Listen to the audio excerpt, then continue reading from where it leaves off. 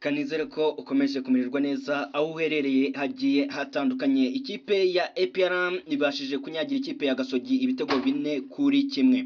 Wari umukino wa gishuti wari uri kubera hari akabisa ku musozi wa Shorongi, aho abafana bari babukiriye ku mpande zombi, ndetse ikipe ya APR nayo iraseruka ibasha kuhakura intsinzi. Wari umukino wa mbere wa pre-season ku ruhande rw'amakipe yombi, haba ikipe ya APR ndetse n'ikipe ya Gasogi. Reka tubyinjiramo neza, mbwira wowe utarakora subscribe kabisa kugomba kwikora none tukomeza kugenda tubana 5-kuri 5. Reka tubanze twibukiranye ibitego ababitsinze ndetse n'iminota byagiye bigiramo.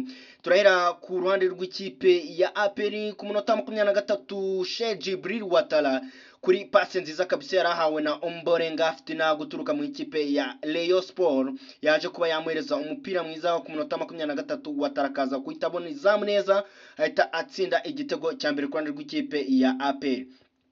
Nta mwanya muremure uciyemo, Watara yaje gutanga assist nziza kwa Ruboneka kabisa, rukuba inkondo kabisa ahita aterekamo igitego cya kabiri ku ruhande rw'ikipe ya APR.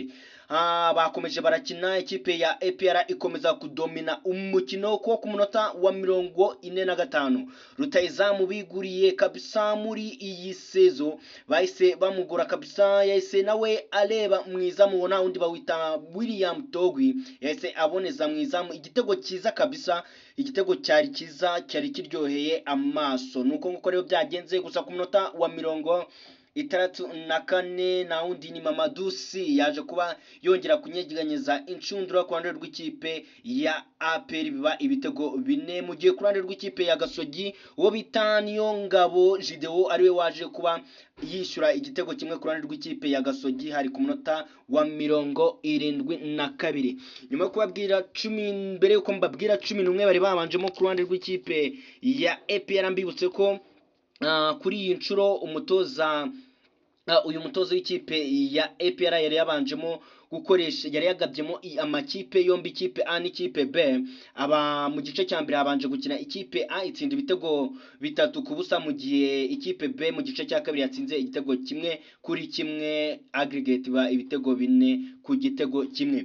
Mwizamu yari yabanjemo umunyezamu wa mbere ku ruhande rw'ikipe ya APR wona undi ni Ishimwe Pierre, Nigena Clement, Nshimiyimana Yunusu, niyo mugabo Claude, Ombolenga afite Ngabo nziza Prosper, tutibagiwe Ruboneka Jean Bosco, Daoula Mamel nawe yari yabanjemo kabisa, tutibagiwe Sheikh Jibril Watara, Mugisha Gilbert ndetse na William Togwi. Mu gihe hariho abasimbura harimo nka Hakizimana Adolphe, Kiwanuka Hakim ndetse na Nduwayo, tutibagiwe Byiringiro Gilbert, ndetse bagiye bazamo muri ekipe ya kabiri yakinye igice cya kabiri.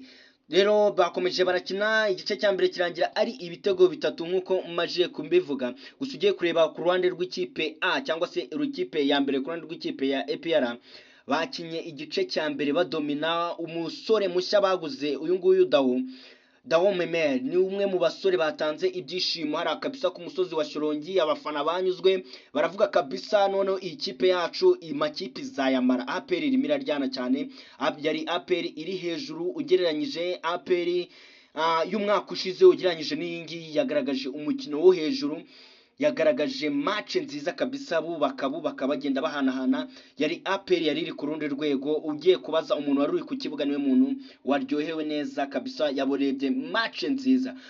Mu gice cya kabiri rero, mu gice cya kabiri umutoza yaje gukora impinduka, aza gukuramo ikipe 11 bose bari babanjemo, aza gukora ikipe ya kabiri, aza kubanzamo mwizamu yabanjemo Ruhamya Nkiko Ivan, aza kubanzamo Alliance Wane ndetse na Kagege, aza gushyiramo Frodwari, abanzamo Bugingo Hakim ndetse na Dauda, tutibagiwe Arsene na Muzungu ndetse na Haji na Denis Omedi, tutibagiwe na Mamadusi wari uri kubatakira, wanatsinze igitego cyiza kabisa, cyiza cyari igitego cya kane. N'ikipe ya kabiri nubwo tugiye kureba nko mu gice cya kabiri baje kunganya igitego 1-1, ariko naho wabonaga ko ikipe ya dominaga. Ugiye kureba ku ruhande ku ruhande rw'ibumoso ahari hari kunyura aba bakinnyi babiri bavuye muri Rayon, ubu ndavuga Bugingo Hakim ndetse na Iraguha Haji, kabisa bagaragaje umukino utari mubi, ugiye kureba ko ikipe ya APR cyangwa se ikipe A ndetse n'ikipe B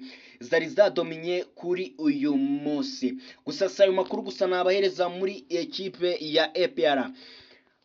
Hagiye havugwa amakuru menshi yerekeranye n'ikipe ya APR cyangwa se ikipe APR ishobora kuzahura nayo iyo izava hanze y'igihugu cy'u Rwanda. Byamaze kumenyekana yuko iyo kipe nta yindi ari Simba Sporting Club yo mu gihugu cya Tanzania. Ibi ngibi ndabivuga nshingiye ku mashusho ikipe ya Simba Sporting Club yaraye ishize ku rukuta rwabo rwa Instagram, aho bibutsaga abafana ndetse n'abakunzi b'ikipe ya Simba ubwo hari kuri Simba Day mu gihugu cya Tanzania. Murabyibuka ko bari batumiye ikipe ya APR kuri uwo munsi wa Simba Day.